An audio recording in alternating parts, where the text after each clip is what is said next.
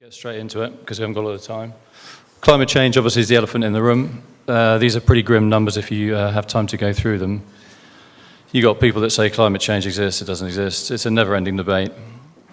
I think if we try and present biodynamics as the solution to climate change, that would be a strategic mistake, even if it is a potential solution, as we all know, because with biodynamics we're putting more in than we're taking out. But we need to tread a careful path, I think, in terms of this particular issue. And I think we need to reach out to both sides indirectly by focusing on how good biodynamics is both for hot climates, I'm in the wine business, but Australia, for example, and marginal ones, Bordeaux for wine or Scottish beef, and everything in between. And the key thing is we need to build strategic partnerships, even if it means we've got to hold our nose with some agencies that we don't normally associate ourselves with, because we're not going to be able to do it on our own. I'll give you an example like biodynamic golf courses. There are some golf courses that are farmed biodynamically. Golf courses are incredibly unsustainable. And there are growers who make, golfers like Ernie Els and Greg Norman who make wine. There has to be some kind of synergy there for us. It's aspirational, golf is aspirational, wine is aspirational. We should be making a lot more use of this kind of sexy side to biodynamics. We're already building relationships with the RSPB, National Trust, etc., but we need to do a lot more. Right, the next one. Basically, we are the only people that are going to sort these problems out are us. Biodynamics, we know how easy biodynamics is to do. We need to get more people doing it. We need to stop worrying about what people think of the oak bark preparation or mesenteries or dancing around cow horn pits naked at midnight. We see those things as the stone in our shoe. They're not. They're what makes us different. We need to find a way of engaging people. We need to be more commercially driven, I beg your pardon. Apple makes them, well, we are sometimes trivial. If you read some of my articles in Star and Furrow, Jesus. So Apple makes a massive margin on phones. People jump out of buildings making these phones, but they sell a lot of phones. We make next to no margin on our preps, on our ideas. And I would argue that we've devalued our brand, we've cheapened our brand. It makes it seem cheap and amateur. We need to make it more aspirational. I did the Master Wine exam, a really difficult exam. The only bit I failed was the marketing, so don't listen to me for marketing. But in marketing speak, we are old men with beards, okay? And they have their place, but you need to have some Alistair Campbell-like realpolitik if we're going to survive, and that is the bottom line. And I think we should really be targeting the young, as Patrick Holden said. Young people tune into this kind of alternative stuff really easily because they care. And also, the teenagers of today are the thought leaders of tomorrow. I'm not sure we're really engaging with them. I don't know how many teenagers are here today, but I haven't seen too many. And that's a really big issue. It's a big, big, big mistake. Right, in terms of people and work, okay, there's, again, huge pressure on the young. We've got an aging population, people are living longer. What are we going to do? How are we going to support these people? We're not going to be able to do it just by people working. We can only support them if the planet is supportive of the demographic imbalance that we are facing.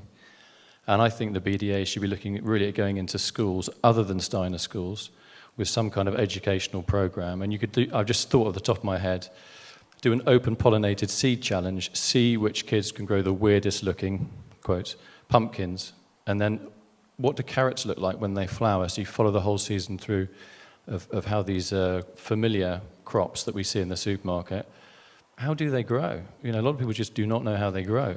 We know how they grow, but they don't. And then you could see in the school, who collects the best seeds, have competitions. And working with children like this, you get the parents involved, because kids will nag their parents. Instead of buying a goldfish, they can say, Dad, can you buy me some open pollinated carrot seeds, please? Okay.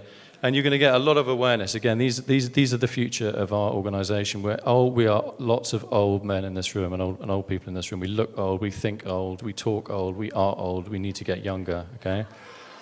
So you could even put like a short video with a lesson. You could make a video, put like a lesson plan to form the basis of a 40-minute lesson in what's called the PSHE, the Personal, Social, Health and Economics Curriculum.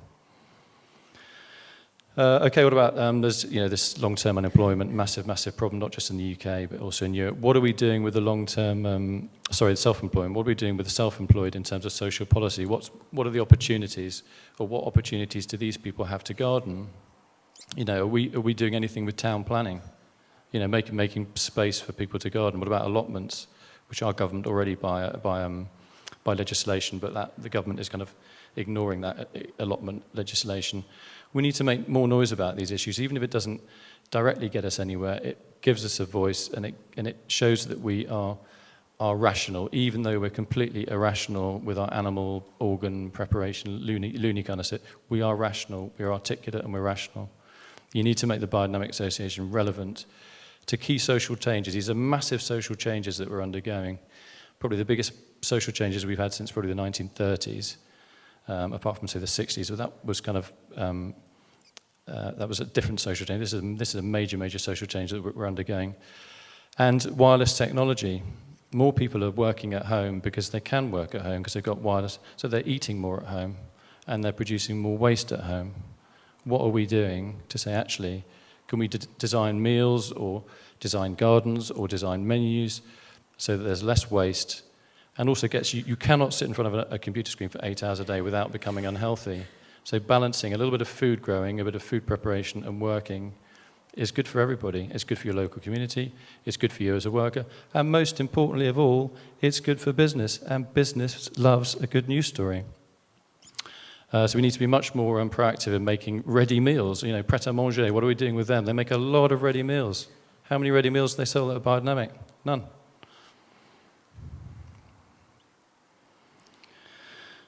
Yeah, here's another one, think global, act local. It's obviously a buzzword, as somebody said, but we should have, you know, I was quite surprised that this event was going to be basically BD Beardies talking to BD Beardies. I thought it would be like much more about the public. We need a high-profile event or show. Don't call it a festival, that's really 1970s and really naff. We need a show that would generate headline-making content, not Biodynamic Beardies talking to Biodynamic Beardies, but us talking to the general public. Okay, we need to do much, much, much, much more of that face-to-face to show people we are normal, we have kids, we take the dog for a walk, we just happen to be into this thing called biodynamics. What is it? How does it work? And you've got to get people on your side. You've got to get them to taste your food. You know, it's like a wine tasting. You know, why can't we do cheese blind tastings, or blind milk tastings, or yogurt tastings, or carrot tastings, or onion tastings? Why can't we do that? You know, get more biodynamic ingredients on cooking shows. Get to know who the producers of these shows are, who the editors of these shows are, who the people behind these shows are. Get biodynamics on the media agenda. Also, like, you know, biodynamic farms and guest houses. How often do we see them on travel shows? We don't. We see very, very unsustainable buildings run in a very unsustainable way. We need to be part of that. We need to make biodynamics aspirational and sexy, not because we're dumbing down our message, just because we've got a message that is worth hearing. Right, yeah, here we go. There's a long-term unemployed thing. You know, basically a lot of... oh, sorry, I haven't done this bit, have I? Oh, no wonder you're looking at me a little bit strange. Right, there you go. Sorry about that. So that's the people in work one. I think I'm ahead of time. So this is the shift to self-employment. You know, look at that. Last quarter in the UK, 90% of new jobs were self-employed.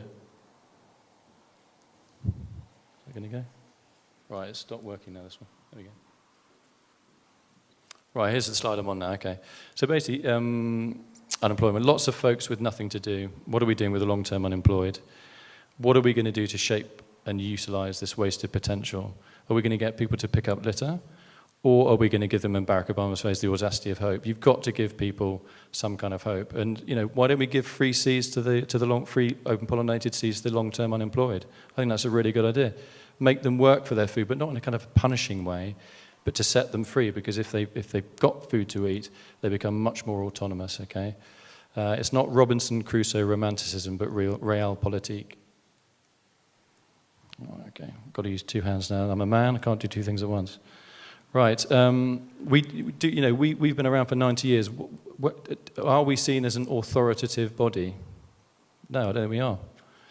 You need to engage and build a body of ambassadors. I mean, Nigel Slater, Kate Humble, Hugh Fernie-Whittingstall, Monty Don. I know they've all done a little bit about this, but you've got to really hammer them, okay? And you need to raise the profile of biodynamics via the media. And it will add authority to what we do, and make it more populist, or at least more popular, at least more known, take some of the kind of fear factor out of it. I'm not talking about the fear factor of the viewers, I'm talking about the fear factor of you guys.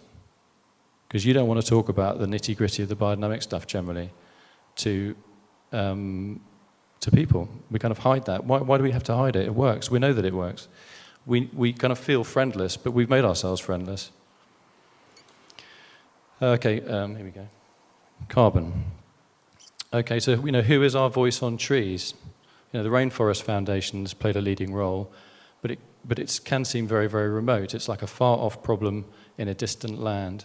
So what are we doing to make our rainforests in the United Kingdom relevant to public policy?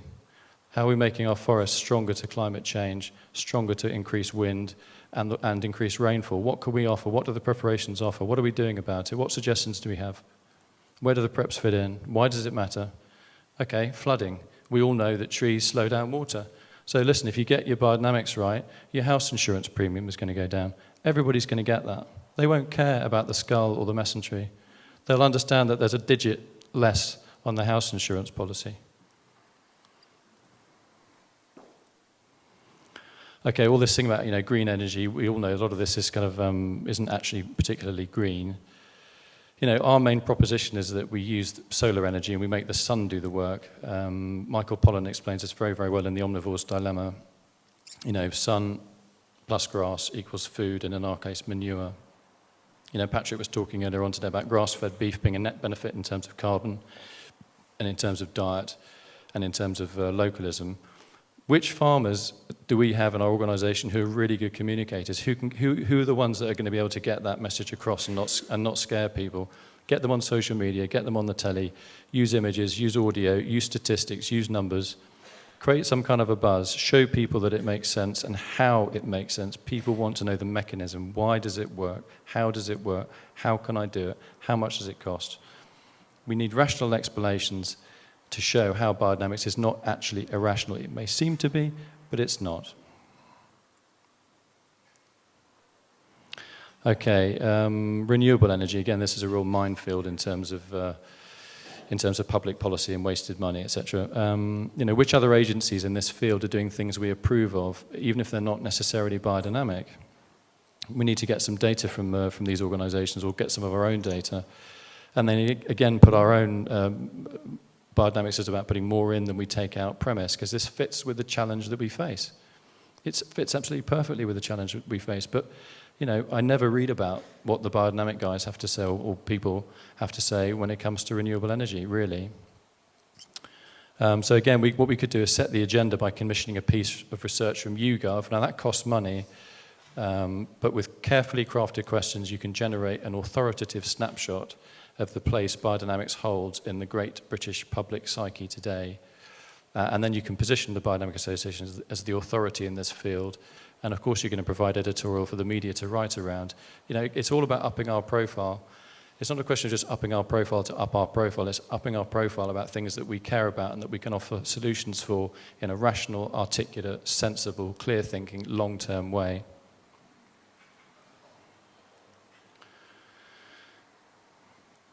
All right, okay, forests of compost.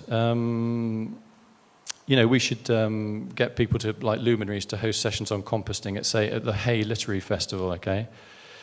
It sounds a bit sort of elite in some sense, but all festivals like this.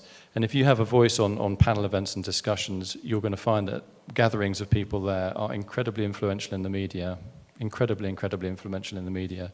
They are thought leaders, and they're ripe for conversation. So if we can get people to sort of gate crash, if you like, almost these events, that's going to have a massive effect. It's going to be a far more efficient use of time and money than the odd PDF from the BDAA that arrives saying Mrs. Miggins' cat got lost or whatever.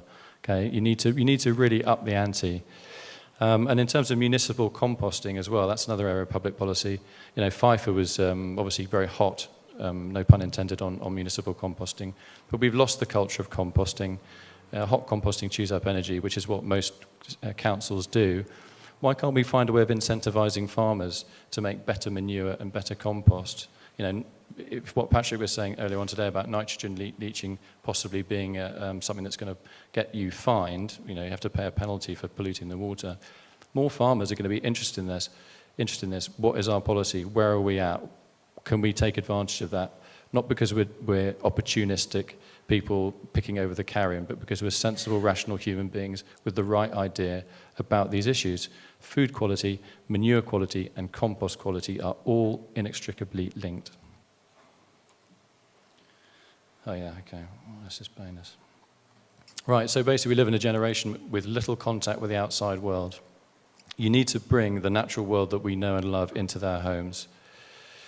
You have the choice. Okay, you either send them a free sample of the nettle preparation, which they'll roll up in a king-size Rizzler and try and smoke, or you send them something wirelessly that they can watch. And in BBC speak, you need to send them something that is educational, informative, and entertaining. There are lots of people at this event that I've met over the last, whatever it is, day that have made me laugh, that have been wise, and that have been funny. But as a group, we come across as worthy but humorless curmudgeons. Okay, got it. I'm on track now. Right, so, historically as a species, we've been actually very adept at facing up to challenges. 5 million years ago, our ape ancestors stopped swinging in the trees and then spent 2 million years running around the ground. The next challenge in our evolution was to develop tools for hunting and gathering, which was a bit like a Sunday afternoon trip to IKEA, except our ancestors only took 2 million years to find what they needed. And people assume that all these crises are going to work themselves out because humans are so adaptable. They want somebody else to deal with the problem, and that means us in Biodynamic World.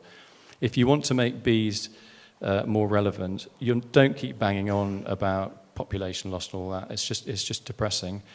You've got to make eating honey sexy. You've got to create a demand for honey. Get honey into the Big Brother house as part of a challenge involving tongues, naked stomachs, and G-strings. The bees will approve. You've got to think outside the box. You have to do that, otherwise you're not going to succeed. Okay, green and ethical investment. We haven't been market savvy enough. We talk about how cost-effective biodynamics is, but we seem to survive on a shoestring and handouts. Biodynamic wine has shown biodynamics is aspirational.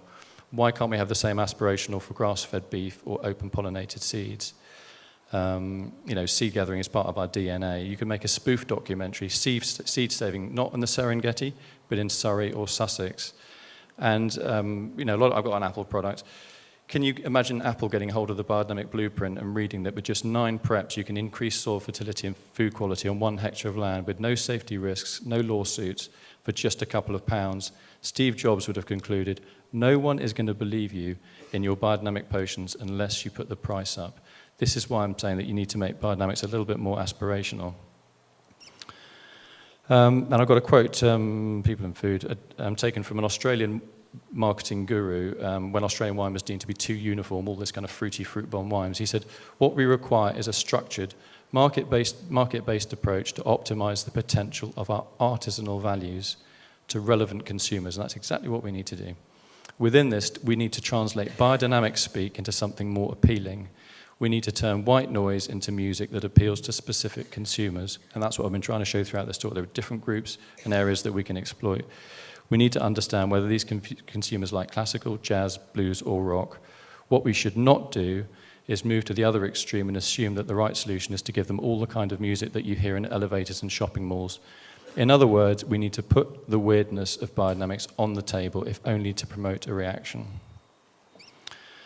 And then finally, the iPhone generation. This kind of repeats what I've said, but we can't keep banging on about sustainability in general whilst advocating our weirdy-beardy, lunar-centric, compost-driven view of sustainability in particular, if we are incapable of showing we really understand how markets work, be they bricks and mortar supermarkets, up-close and personal farmers markets, remote e-markets, or any type of market across which goods are traded. We will wither if we don't get that. Markets are what people understand, and that is just a fact, unfortunately. We need to dance with the devil a bit more. We need to be more savvy for our long-term survival. So that's probably not everything you wanted to hear, everybody in this room.